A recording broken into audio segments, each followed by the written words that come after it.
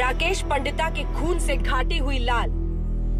CBI inquiry होनी चाहिए ताकि जिन्होंने मेरे पापा की हत्या की है उनको कड़ी सजा मिल सके।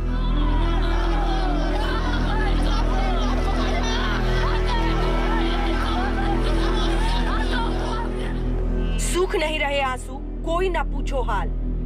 जहाँ जहाँ मिलिटेंट है वहाँ पे उनको साफ होना चाहिए। जिन्होंने इसको भी छुआ उसको उनको भी ऐसे ही गोलियों से बूंदे जाना।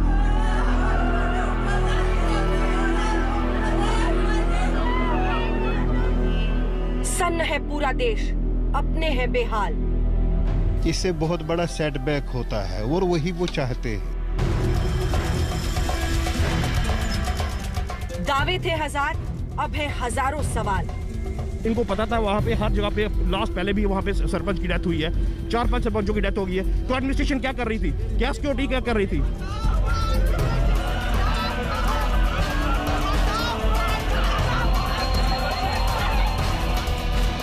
दर्द अब भी वही, भले ही बीत गए 30 साल। जब भी हम जाते थे वहाँ पे उनको ना जब हम खटकते थे।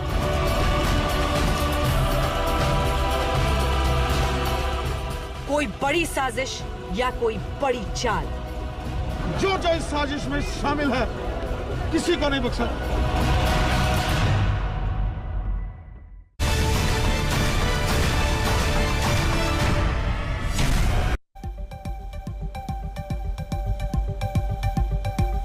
कश्मीरियत पर गोली कब तक, पूछता है आज तक। नमस्कार, आप देख रहे हैं हल्ला बोल। आपके साथ मैं हूं अंजना ओम कश्यप। आज हमारे साथ राकेश पंडिता के बेटे पारस पंडिता कुछ ही देर में लाइव जुड़ेंगे आज तक पर। क्या हुआ उनके पिता के साथ, पारस दिख रहे हैं आपको इस वक्त टेलीविजन स्क्रीन पर। पारस, आपके दुख में आज पूरा देश शामिल है। पूरा देश ये समझ रहा है कि कितने बड़े गमों का पहाड़ आपके परिवार पर टूटा है। लेकिन आज बड़ा सवाल यह भी है कि घाटी में कश्मीरी पंडितों की वापसी कैसे होगी इन गोलियों के बीच। कश्मीर घाटी में आतंकियों ने एक बार फिर कश्मीरी पंडितों को निशाना बनाया। जी हां, त्राल म्युनिसिपल कॉर्पोरेशन के चेयरमैन और बीजेपी के नेता राकेश पंडिता की आतंकियों ने गोली मारकर हत्या कर दी।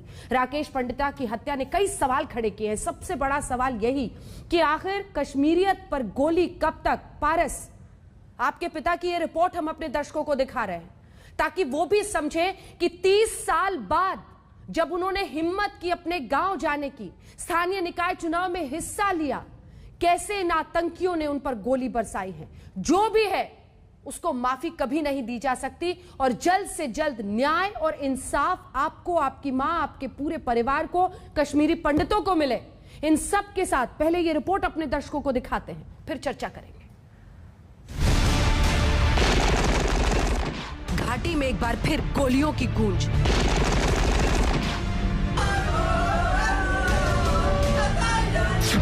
जैसे इसको मारा वैसे ही मैं अपनी आंख से देखना चाहती हूँ कि कुछ साफ होना चाहिए ऐसे ही। लोकतंत्र के दुश्मनों ने त्राल के काउंसलर को गोलियों से छलनी कर दिया।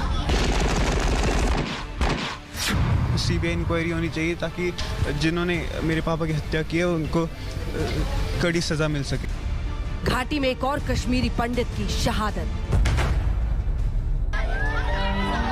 आज घाटी से रुखसत हो रहे हैं तिरंगे और पार्टी झंडे में लिपटे राकेश पंडिता। जम्मू में अपने परिवार को पीछे छोड़ राकेश पंडिता ने जीवन घाटी के नाम कर दिया। वहीं आतंकियों ने उन पर गोलियां बरसा दी। घाटी में सम्मान के साथ कश्मीरी पंडितों की वापसी तो नहीं हुई, लेकिन शहादत के बाद आज अपनों के कांधे पर जम्मू लौट रहे हैं काउंसलर राकेश पंडिता। वो 15 दिन हो गए वहाँ पे, उस 15 दिन के बाद अब इसकी। अच्छा, फिर भी वो लोगों की सेवा करने इस बीच में? उस भी तब भी वो गए वहाँ पे उनकी सेवा करने के लिए, नहीं तो 15-16 दिन इन दिनों में नहीं जाते हैं। जब डेथ हुई थी ना वहाँ पे उनकी, तो उसने कहा कि नहीं, उसने माना ही नहीं, कहा नहीं मुझे वहाँ काम करना है, मैं जाऊँगा। मैंने इसको रोका, मत जाओ, अभी तो 1 महीना हो जाएगा, उसके बाद जाओ। उसने कहा नहीं मुझे काम है, मीटिंग है हमको। कश्मीर में फिर से आतंकियों के निशाने पर बीजेपी के नेता हैं, निशाने पर फिर कश्मीरी पंडित हैं। पुलिस के मुताबिक 3 अज्ञात आतंकियों ने कल शाम राकेश पंडिता पर हमला किया। उन्हें अस्पताल में भर्ती कराया गया, लेकिन वहां उन्होंने दम तोड़ दिया। पत्नी ने आज तक से बातचीत में कहा कि वो कुछ लोगों की आंखों में खटक रहे थे, तो पूरा परिवार एनआईए से जांच पर अड़ा है। जब उनकी डेथ हुई थी उससे पहले उन्होंने फ़ोन किया था, तो अब मैं जब सोच रहा हूँ कि लग रहा है कि उनको पता था कि ऐसा होने वाला है कुछ, तो धोखा दिया हो सकता है, क्या पता मिली भगत की हो। आपको लगता है किसी गांव के व्यक्ति ने टिप ऑफ दिया होगा आतंकवादियों को? पॉसिबिलिटी हर एक चीज़ की हो सकती है। अभी इस पे जांच होनी चाहिए NIA वगैरह से कि उनको वहाँ पे ऐसी जैसे इसको मारा वैसे ही मैं अपनी आंखों से देखना चाहती हूँ कि उनको भी साफ होना चाहिए। ऐसी जहाँ जहाँ मिलिटेंट है वहाँ पे उनको साफ होना चाहिए। जिन्होंने इसको भी छुआ उसको उनको भी ऐसे ही गोलियों से बूंदे जाए। कश्मीरी पंडितों की घाटी में मौजूद की आतंकियों को खल रही है और माना जा रहा है कि इसी वजह से वो लगातार घाटी में लौटे कश्मीरी पंडितों को निशाना बना रहे हैं। पिछले साल अनंतनाग में कांग्रेस के सरपंच अजय पंडिता की हत्या हुई और अब त्राल के म्यूनिसिपल कॉर्पोरेशन के चेयरमैन राकेश पंडिता की आतंकियों ने हत्या कर दी। इन कायरों ने रात के अंधेरे में पीठ पर वार किया। इन कायरों का हम सफाया करेंगे। चुन चुन कर इनका कश्मीर घाटी से इन आतंकवादियों को मौत के घाट उतारेंगे। जो इस साजिश में शामिल है किसी को नहीं बख्शा जाएगा। राकेश पंडिता का परिवार भी अनेकों कश्मीरी पंडितों में से एक है जो विस्थापन के बाद जम्मू में जीवन काटने को मजबूर थे, लेकिन अनुच्छेद 370 हटने के बाद घाटी को गले लगाने का मौका मिला और 30 साल के वनवास के बाद राकेश पंडिता घाटी आए। अनुच्छेद 370 हटाए जाने के बाद जम्मू कश्मीर में राजनीतिक प्रक्रिया की शुरुआत हुई। स्थानीय निकाय के चुनाव हुए। कश्मीरी पंडित राकेश पंडिता त्राल के मूल निवासी थे। 1990 के दशक में उनका परिवार कश्मीर से जम्मू चला गया, फिर पिछले साल लौटे और स्थानीय निकाय चुनाव लड़े। चुनाव जीतने के बाद वो त्राल शहर के चेयरमैन बने। उनकी पत्नी रूबी पंडिता भी चुनाव लड़ी और पार्षद चुनी गई। अपने काम के सिलसिले में राकेश पंडिता त्राल में थे, जहां 2 जून की रात 10:15 बजे 3 आतंकियों ने उनकी हत्या कर दी।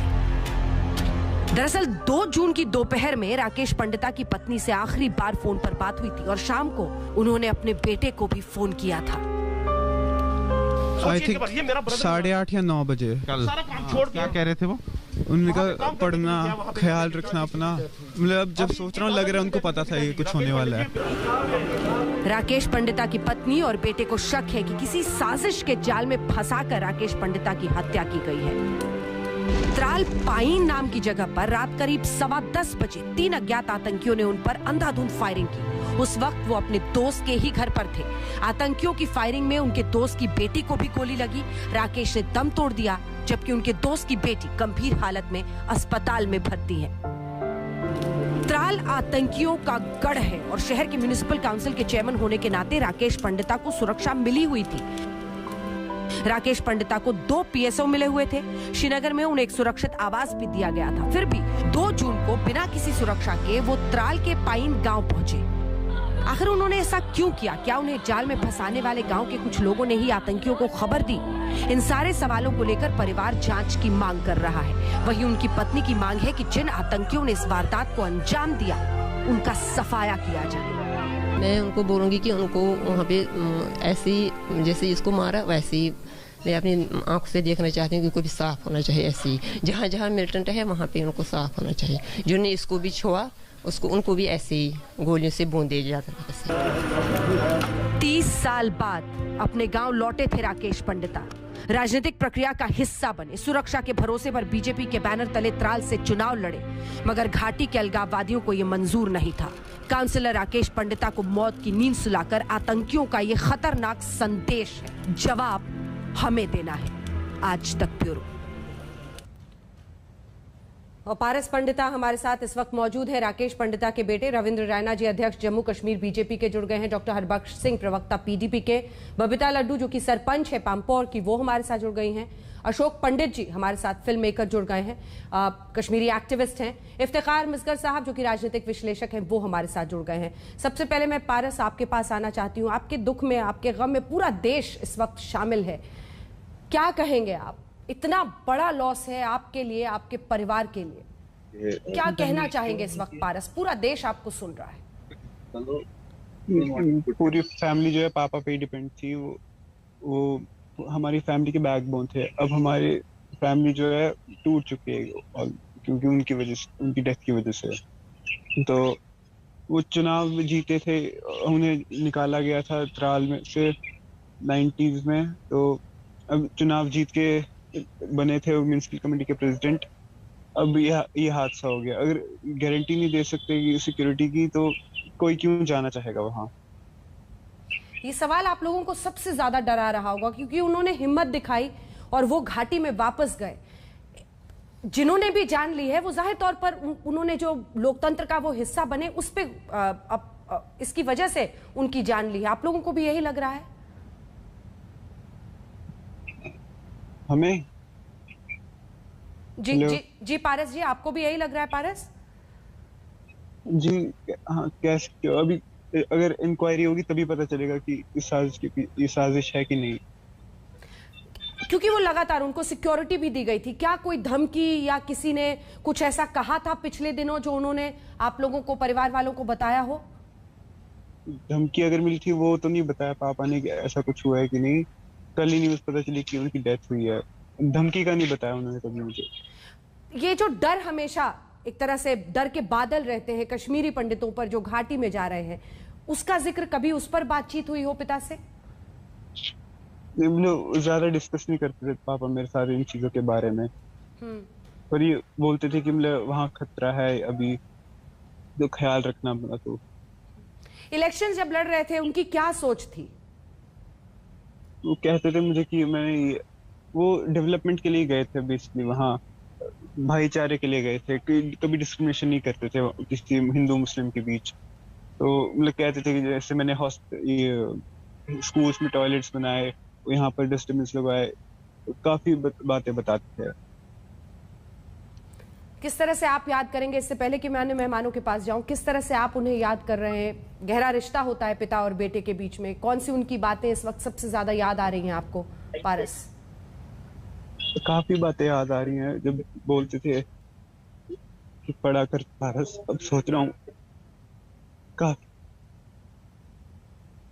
काफी बातें याद आ रही हैं। जो बोलते ख्याल रखना अपना, काफी चीजें समझाई उन्होंने। पिता और बेटे का रिश्ता बड़ा अनूठा होता है। हमेशा पूरी ताकत आपको अपने पिता की बातों से, जिंदगी की उनकी सीख से आती है। क्या कुछ कहते थे आपसे? काफी बातें बताते थे, समझाते थे कि जो सबका सुनना और अपने दिल से जो मन करे वो करना। और बोलते थे कि जब मैं यहाँ पर नहीं हूँगा, ख्याल रखना पूरी फैमिली का। आज उनकी कही हुई एक एक बात मन को कचोट रही होगी। आप बने रहिए हमारे साथ, ये बताते हुए, ढाढ़स आपको देते हुए कि हम सब शामिल हैं आपके इस दुख में, इस दर्द में। रविंद्र रैना जी, हिम्मत दिखाई, घाटी में वापसी की, लोकतंत्र का हिस्सा बने, निकाय चुनाव लड़े, बीजेपी में भरोसा किया, सुरक्षा के दावे पर, वादे पर भरोसा किया, उनकी जान चली गई। क्या कहिएगा? एक बार फिर कश्मीर घाटी को इन पाकिस्तान के दरिंदे आतंकवादियों ने लहूलुहान किया है। श्री राकेश पंडिता जी, जो कश्मीरी हिंदू समाज, कश्मीरी पंडित समाज से संबंध रखते थे, 1990 के दशक में जब पूरी कश्मीर घाटी पाकिस्तान के इन आतंकी संगठनों ने दहला के रखी, उस वक्त भी उन्होंने हमेशा तिरंगा झंडा बुलंद रखा।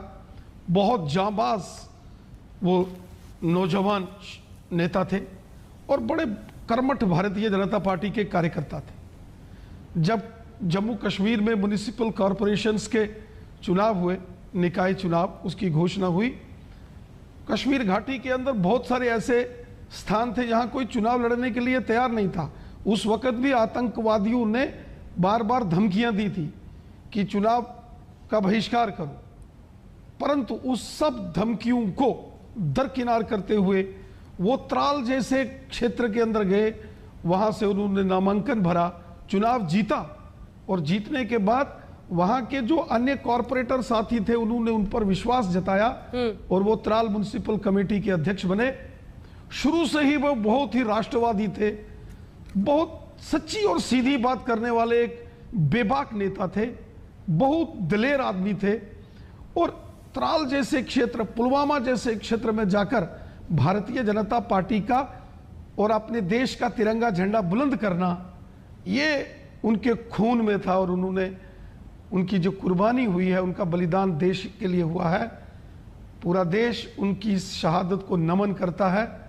उनको हमेशा हम याद रखेंगे और उनकी बहादुरी को, हम उनके जज्बे को, उनकी देश भक्ति को, उनकी हुब्बल वतनी को पूरा देश सलूट करता है।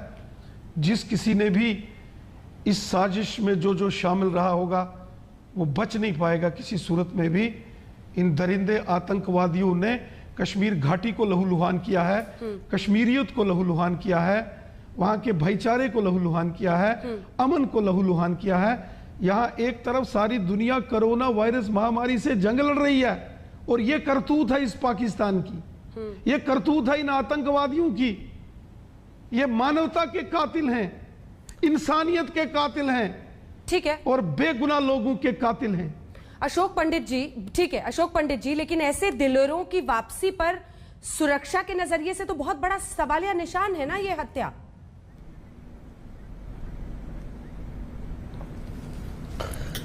अंजना जी, हमारे पास शब्द ही नहीं है, क्योंकि मैं चूंकि इस विक्टिम फैमिली का एक हिस्सा हूं, इन द सेंस कि हिंदुओं के साथ पिछले 31 साल कश्मीर में यही हुआ है। ठीक इसी तरीके से लश्कर को मारा, पारस हमारे साथ हैं अशोक जी, अगर आप उनसे भी कुछ बोलना चाहें। पारस हमारे साथ हैं, भट्ट को मारा, वो भी आपको सुन रहे हैं, उनके बेटे पारस भी आपको सुन रहे हैं। मैं अंजना जी, मैं पारस की मैं पारस की बच्चे की हिम्मत की दाद देता हूं। आज उसके पिता की शव यात्रा निकली है और वो हमारे बीच बैठकर अपने पिता को याद कर रहा है। देखिए, ये हमारा कैरेक्टर है। मतलब मैं इस बच्चे से मैं क्या पूछूं और क्या बोलूं, क्योंकि मैं अपने आप को रिस्पॉन्सिबल फील करता हूं। मैं माफी मांगना चाहता हूं इस बच्चे से कि हम लोग आपके पिता को बचा नहीं पाए। यह शर्म की बात हमारे लिए है, यह शर्म की बात इस देश के लिए है। यह हत्या इसके पिता के साथ साथ इस हत्या इस देश की है, यह हिंदुस्तान की हत्या है। अंजना जी, यह कोई मजाक नहीं है। हर 3 महीने 4 महीने में एक हिंदू कश्मीरी हिंदू मारा जाता है। मैं तो बोलता हिंदुस्तानी मारा जाता है। हमारे साथ यह खेल क्यों? हमारे आंसू बेच बेच के हमारे आंसू भी सूख गए। अंजना जी, आप देखिए, आपने विजुअल दिखाया पारस की मां को रोते हुए, आपने दिखाया उसकी मां को चीखते हुए। पिछले 31 साल से हमारी माएं, हमारी बहनें, हमारे बुजुर्ग पिता चीख कर थक गए, रो कर थक गए। हमें नहीं चाहिए पॉलिटिकल पार्टीज की सांत्वना। यह पाकिस्तान ने किया, पाकिस्तान ने आतंकवादी भेजे, हमने क्या किया? ये कश्मीर में रहने वाले शख्स, ये जो पाले पोसे गए लोकल पॉलिटिकल पार्टीज ने कश्मीर में, पीडीपी हो, नेशनल कॉन्फ्रेंस हो, हुर्रियत कॉन्फ्रेंस हो, ये नहीं चाहते हैं कि कश्मीरी हिंदू वापस लौटे। ये सीरियसनेस समझनी चाहिए हमारे पॉलिटिकल डिस्पेंसेशन को।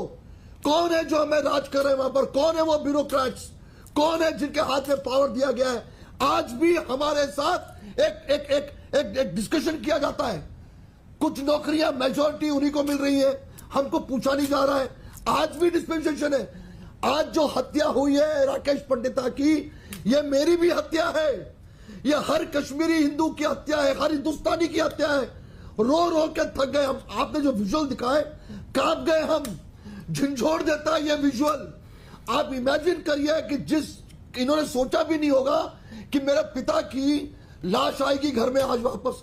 वो तो सेवा करने गया था ना, और किसकी सेवा करने गया था? जहां पर मेजॉरिटी कश्मीरी मुस्लिम पॉपुलेशन है। उसके विचार देखिए आप, कितना नेक इंसान होगा वो। उसके विचार देखिए आप, उसकी परवरिश देखिए आप, कि वो रिस्क लेकर कश्मीर जाता है और उसकी हत्या हो जाती है। इसके पहले अजय पंडिता की हत्या हुई।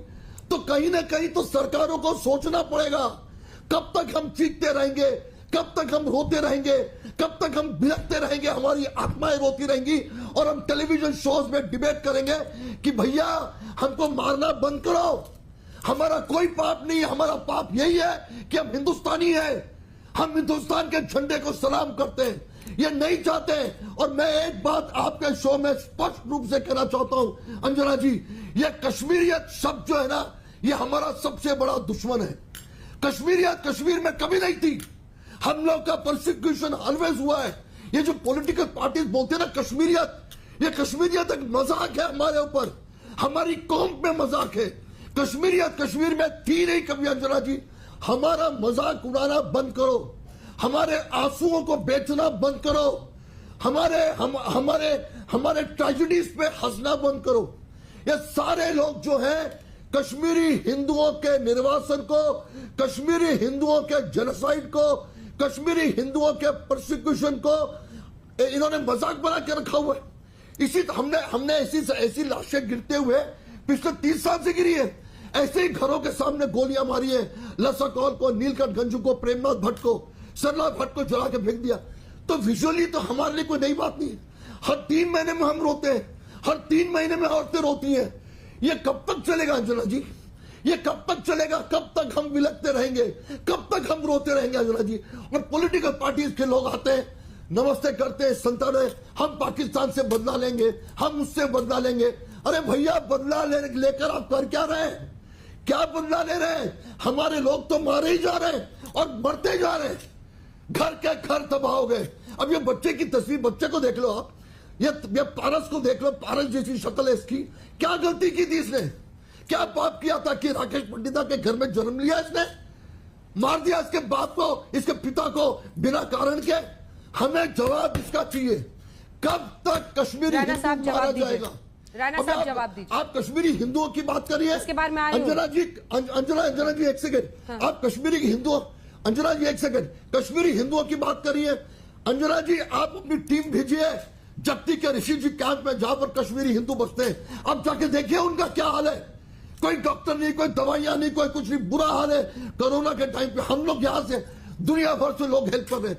एक बहुत जरूरी है, और मैं खुद अपने दिल से बोल रहा हूं, मैं अपने जिगर से बोल रहा हूं कि कश्मीरी हिंदू कोई सामान नहीं है बेचने के लिए। हम बिकाऊ नहीं है। राणा साहब, हमें जिंदगी चाहिए। हमें इस देश का नागरिक समझकर हमारी कदर करिए। कब तक 35, 21, 31 साल हम सब जानते हैं कि श्री राकेश पंडित जी जो थे वो भारतीय जनता पार्टी के तेज तरार और जांबाज नेता थे। उन्होंने कश्मीर घाटी के अंदर हर कोने कोने में भारतीय जनता पार्टी के झंडे को बुलंद किया। और कश्मीर घाटी के अंदर आप देखेंगे, हमें भी बहुत ज्यादा दुख है, हमें बहुत बेहद दुख है। वो मेरे बहुत अच्छे दोस्त थे। पिछले दिनों हम दोनों कश्मीर घाटी के अंदर गए थे। लगातार जब मेरा कश्मीर घाटी के अंदर प्रवास होता है वो मेरे साथ रहते हैं। नहीं वो तो ठीक है, बहुत प्रिय मित्र थे श्री राकेश पंडित जी। मित्र भी थे, वो आपके नेता भी थे। सवाल तो सुरक्षा पर है। वो कह रहे हैं कश्मीरी पंडितों के आंसुओं को हमेशा सामने रखकर किसी न किसी सियासी फायदे का इस्तेमाल करती हैं पार्टियां। मैं एक बार बबीता जी के पास जा रही हूं, ब्रेक का टाइम हो रहा है, जल्दी से। आप सरपंच है पामपोर की, आप बताइए सुरक्षा को लेकर कितना बड़ा डर आप लोगों को सताता है, अपनी सुरक्षा को लेकर? मैडम, सुरक्षा के लिए तो हमारे दिल में हर वक्त डर लगा ही रहता है। सुरक्षा तो है नहीं हमारे लिए। सुरक्षा कोई नहीं। 1 PSO दे दिया, 2 PSO दे दिया, इनकी जिम्मेवारी खत्म हो जाती है। ये सोचते हैं बस ये खुद से कर लेंगे, मगर ऐसा कुछ नहीं है। तो कुछ तो अभी 75% है जिनके पास PSO है भी नहीं, वो तो विदाउट सिक्योरिटी भी बेचारे चले जाते हैं। मैं डिस्ट्रिक्ट प्रेसिडेंट पुलवामा की हूँ, मैं भी विदाउट सिक्योरिटी चल रही हूँ 2 साल से। कोई सिक्योरिटी नहीं है। 19 दिन के लिए मुझे सिक्योरिटी दी गई थी जब मैं DDC चुनाव में उतरी थी, तो खूब हलचल रही। तब जैसे मैं चुनाव हारी तो सिक्योरिटी ले ली गई। तब ये नहीं देखा इन्होंने कि भाई इसके पास सिक्योरिटी होनी चाहिए, ये तो बीजेपी से। अब ये है इनका मेन मुद्दा, यही है कि ये हिंदू मुस्लिम नहीं देख रहे हैं, इनको बस एक बीजेपी का कार्यकर्ता मारना है। हर 3 महीने में इनको एक बलि बकरे की चाहिए, वो कर रहे हैं। बदला लेने से क्या होगा? हमारे अध्यक्ष जी कह रहे हैं कि बदला लेंगे, बदला लेने से वो बंदा वापस थोड़ी ना आएगा। मैम बहुत बड़ी बात आप कह रही हैं, बहुत बड़ी बात, हर किसी को झकझोर देने वाली बात। अपने ही देश में कैसे इन नेताओं को अपनी सुरक्षा के लिए दर दर की टोकरें खानी पड़ रही हैं, जान जा रही है लोगों की। इफ्तिखार मिस्कर साहब, ब्रेक के बाद मैं लौटूंगी आपके पास। पीडीपी के नेता हरबख्श सिंह जी भी हमारे साथ जुड़े हुए हैं। आखिर क्यों ऐसी परिस्थितियां बनी हुई हैं? किन राजनीतिक पार्टियों पर उंगलियां उठती हैं? और कश्मीरियत के खिलाफ, कश्मीरियत की भावना में सबसे ज्यादा कश्मीरी पंडितों का नुकसान हुआ, ये कह रहे हैं अशोक पंडित। इसका जवाब दीजिएगा मिस्कर साहब। इफ्तिकार मिस्कर साहब, अशोक पंडित जी की बातों का जवाब दीजिए। मैं जो सरपंच जी कह रही हूँ उस पर रायना साहब आपसे भी जवाब लूंगी, लेकिन इफ्तिकार साहब वो कह रहे हैं कि कश्मीरियत के ही नाम पर कश्मीरी पंडितों के साथ सबसे ज्यादा नाइंसाफी हुई है। क्या गलत कह रहे हैं वो?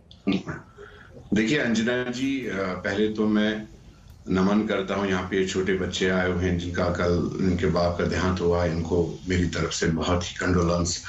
वो तो हम लफ्जों से बयान भी नहीं कर सकते कि इन पे क्या बीती होगी, और इसको हम बिल्कुल कंडेम करते हैं। ऐसी भी कोई, जैसी भी कोई हत्या होती है इस किस्म की, उसको हर एक कश्मीरी कंडेम करता है और करना चाहिए भी।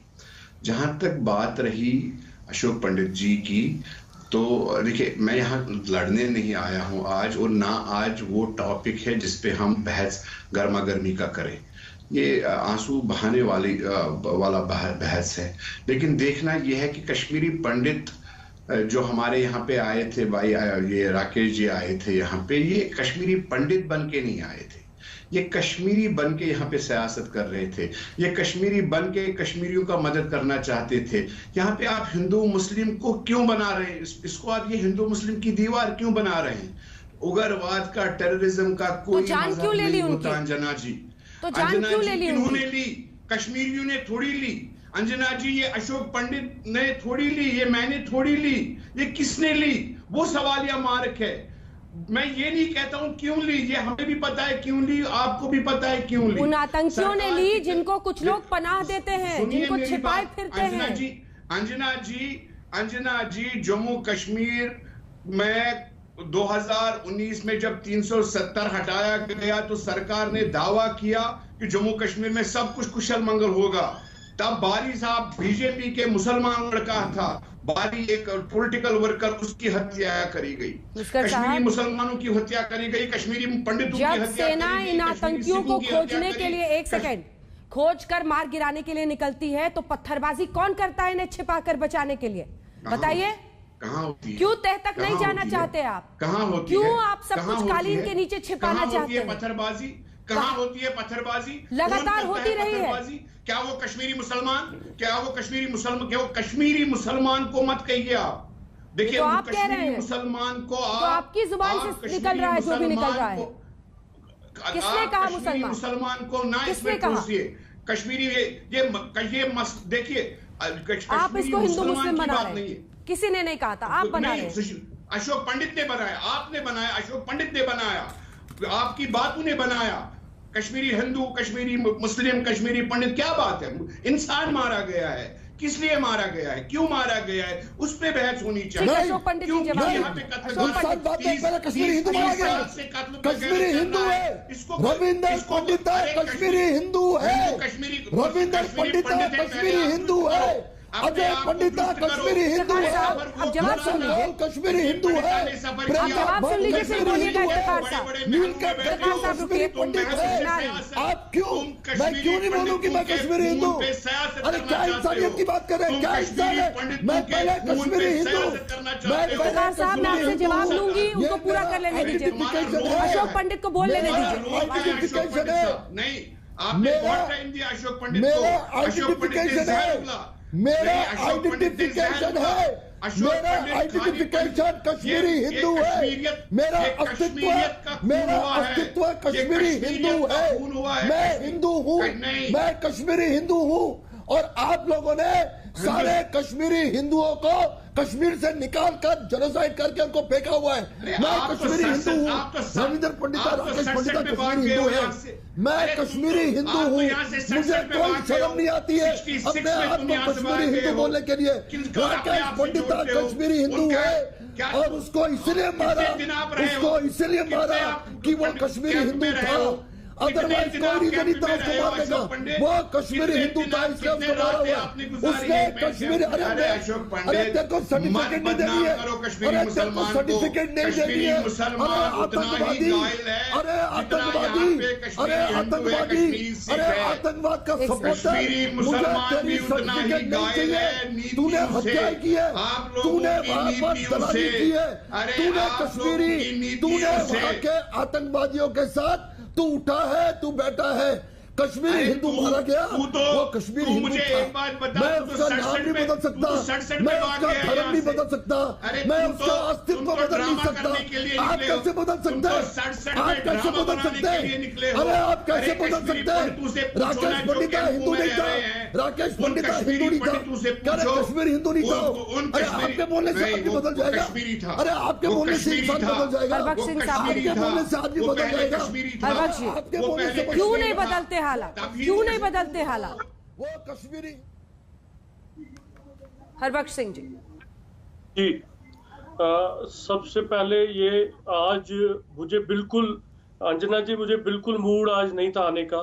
ही was a good friend, he was a dear colleague. उनके फादर साहब की एक्सपायर हुए थे कुछ दिन पहले, तो फोन पे हमने बात की, और जो लास्ट बात हुई तो उनका ये था कि नौदल में एक मंदिर है, जो क्योंकि मैं डीडीसी मेंबर हूं, वहां मेरे एरिया में एक मंदिर आता है, तो उन्होंने मुझे एक सवाल पूछा, मैंने फादर की कंडोलेंस की, उसके आधे घंटे बाद फोन आ गया कि भाई मंदिर का क्या किया? तो मैंने कहा नहीं, मंदिर की वहां फेंसिंग हो रही है और सफाई। तो कहा लेकिन एक बात करना हरबख्श जी, जब त्राल जाएंगे ना, मंदिर का काम करेंगे, तो आपने मेरे साथ जाना है। तो मैंने कहा ड्यू आप आ जाइए वहां से, तो हम जाएंगे। मेरा कल का प्लान था, आज का प्लान था, त्राल जाने का मेरा दौरा था, बट रात को जब ये बदकिस्मती वाली खबर आई, he was a very good, हमारी आइडियोलॉजी डिफरेंट थी, पार्टियां डिफरेंट थी, उसने बहुत काम किया। हर वेडनेसडे को ब्लॉक दिवस पे राकेश जी सूट लगा के सुबह खड़े रहते थे, तो मैं उनको कहता था राकेश जी आप इतने स्मार्ट हो इस एज में, हमें भी कुछ गुण दे दीजिए, बहुत ज्यादा काम करने वाले। आज जो तकलीफ हुई है, ये एक, मैं इंसानियत और बाकी चीजों की, ये डेमोक्रेसी का कत्ल है, ये सारे डेमोक्रेटिक प्रोसेस का है। हमारी आइडियोलॉजीज अलग हो सकती हैं, हमारी पार्टीज अलग हो सकती हैं, लेकिन राकेश जी जिस तरह त्राल में बैठे, और त्राल में सबसे बड़ी अंजना जी बात है, ये लोग तो अलग अलग चीजों पे डिबेट करते हैं। कल भी वो एक मुसलमान के घर में ही थे, उनकी बेटी ने भी उसके लिए गोली खाई, तो आप देखिए इसको कितनी रेस्पेक्ट वहां था। इसके खिलाफ किसी ने फार्म नहीं भरा, और ये दो जम्मू से आया और इसको किसी ने इसके खिलाफ चेयरमैनशिप का इलेक्शन नहीं लड़ा और राकेश जी को चेयरमैन बनाया। राकेश जी लोगों में बड़े हरदिल अजीज थे, मिलिटेंसी का कोई धर्म नहीं होता, मिलिटेंसी ने हमारी जनरेशनें खत्म कर दी, मिलिटेंसी ने, जो ये मिलिटेंट है इनका कोई धर्म नहीं होता। आप यकीन नहीं करेंगे, ये पूरा त्राल, पूरी इंसानियत, पूरे लोग आज गमजदा है। म्युनिसिपलिटी के एम्प्लॉइज का देखिए, मैं आपको फोटोग्राफ भेजूंगा, लोगों का देखिए, आप यकीन नहीं करेंगे अंजना जी, मैं पूरी रात नहीं सोया हूँ। मुझे आपके लोगों ने बहुत मजबूर किया, मैंने कहा मैं नहीं आ सकता, मैं उसके बेटे को, पारस को नहीं देख पाऊंगा, मुझे इतनी हिम्मत नहीं है, क्योंकि राकेश जी जो मर्जी हो जाए, हफ्ते में एक बार फोन करना, 10 इशू पे बात करना, डॉक्टर साहब वहां उस मदद करो, उसको मदद करो, इसको मदद करो, पॉलिटिकल विजन वाले आदमी थे। आप, हम आज अगर इस पे बहस करेंगे मुसलमान हिंदू, मैं कहूंगा कि फिर राकेश जी मुसलमान के घर में नहीं होते, एक मुसलमान की बेटी राकेश जी के लिए गोली नहीं खाती। ये मिलिटेंटों का कोई धर्म नहीं है, मिलिटेंट ना मुसलमान के सगे हैं, ना हिंदू के सगे हैं, ना इंसानियत के सगे हैं, और पॉलिटिकल एस्टेब्लिशमेंट के तो खिलाफ है। मैं खुद प्रोटेक्टेड आदमी हूँ, मुझे बीपी गाड़ी नहीं दी, मैं त्राल जाता हूँ, मुझे आज मना किया गया नहीं जाओ, लेकिन अगर हमें पॉलिटिकल एक्टिविस्ट है, हम जीत के आए हैं, हम अपने इलाके में नहीं जाएंगे, हमें सिक्योरिटी के रीजन पे किया जाता है। कश्मीर के अंदर आपने डॉक्टर हरबख्श की बात सुनी है, और बबीता जी की भी बात का जवाब दीजिएगा। वो कह रही है वो डरी हुई है, सुरक्षा नहीं है। अंजना जी, कश्मीर के अंदर जो ये सारा खूनी खेल खेला जा रहा है, मैंने पहले भी कहा, ये सब पाकिस्तान के इशारों पर है। पाकिस्तान के दरिंदे आतंकवादी ने कश्मीर घाटी को लहूलुहान किया है। मैं इस बात से सहमत हूं कि वहां अलग अलग पॉलिटिकल पार्टीज के लोगों को भी पाकिस्तान टारगेट करता है। पाकिस्तान का मिशन है कश्मीर घाटी से वो लोग जो हिंदुस्तान का तिरंगा झंडा बुलंद करते हैं, मैं लौटूंगी सर, उनको टारगेट करना। एक सेकंड हरबख्श, हाँ रायना साहब, पाकिस्तान की हमेशा कोशिश है कि कश्मीर घाटी के अंदर जो हिंदुस्तान का तिरंगा झंडा बुलंद करते हैं, जो हमारे लोकतांत्रिक प्रक्रियाओं को, हमारे डेमोक्रेटिक इंस्टीट्यूशंस को मजबूत करते हैं, उन पर टारगेट किया जाता है। और हिंदुओं के साथ साथ वहां जो कश्मीर के मुसलमान हैं, शेख वसीम बारी हों, गौहर भट्ट हों, शबीर भट्ट साहब हों, जैसे अनेकानेक ऐसे वो लोग भी हैं जिन्होंने हिंदुस्तान का झंडा बुलंद किया और वो मुसलमान थे।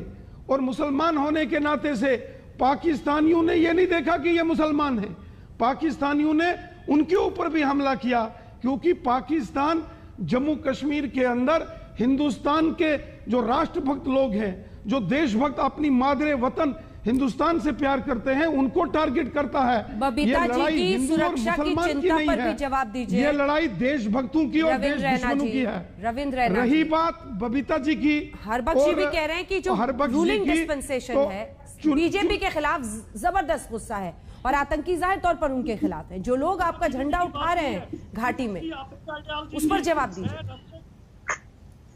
भारतीय जनता पार्टी का एक एक कार्यकर्ता कश्मीर घाटी के अंदर हमारे देश का एम्बेसडर है। तिरंगा झंडा अपने हाथ में लेकर, जान हथेली पर लेकर पूरे कश्मीर घाटी के अंदर काम करता है। इस कोरोना महामारी के अंदर भी गांव-गांव में भारतीय जनता पार्टी के कार्यकर्ताओं ने काम किया है। और चाहे भारतीय जनता पार्टी के लोग कार्यकर्ता हो या चुने हुए किसी भी पॉलिटिकल पार्टी का कार्यकर्ता हो, कुछ नहीं किया। बबीता जी कुछ कह रही है रैना साहब, सुनिए उनसे। सर उनकी बात सुनिए। अध्यक्ष जी मैं आपकी बात टोकना नहीं चाहती हूँ, मैं आपसे बहुत छोटी हूँ, मैं टोकना नहीं चाहती इस बात को, मगर फिर भी हमारी सिक्योरिटी का ध्यान क्यों नहीं दिया जाता है सर? ये इतनी सी बात का आपको मालूम होगा, मैंने पिछले साल लेटर ली थी आपसे, वो मेरी लेटर जो रिजेक्ट की गई, बोला जी नहीं इस पे सिक्योरिटी नहीं मिलेगी, ऐसी लेटरें हमारे पास बहुत आती हैं। अच्छा, राकेश जी को सिक्योरिटी दी गई थी, मानते हैं, 2 PSO थे उनके पास, मगर उनके पास BP गाड़ी नहीं थी, छोटी गाड़ी थी उनके पास, आल्टो थी। उसमें अगर PSO रहते भी वो वेपन कैसे यूज करते अगर उनको अटैक गाड़ी में भी करते? इतनी गाड़ियां BP गाड़ियां यहाँ पे बटमालू में सड़ रही हैं सर, क्या हमारी जान से बढ़कर हैं वो गाड़ियां सर? इतना तो हमारे परिवार का लिहाज करें सर, थोड़ा सा। हम तो जान देने के लिए तैयार हैं बीजेपी के लिए। बहनों को सलूट करते हैं, आपने कश्मीर के अंदर जाके लोकतंत्र का झंडा बुलंद किया है बबीता जी।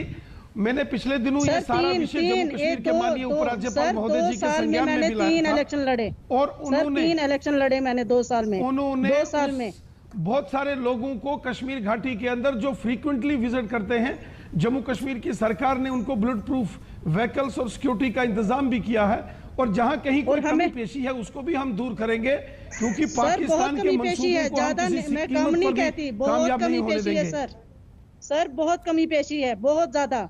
मगर अब ये है कि हमारी जान के साथ खेला जा रहा है, हमारी ही नहीं, मैं नहीं कहती कि पंडित, इसमें मुसलमान भी जा रहे हैं। देखो बारी का घर खत्म हो गया, उनके घर में एक बच्चा रह गया, उसकी मिसेज क्या करेगी?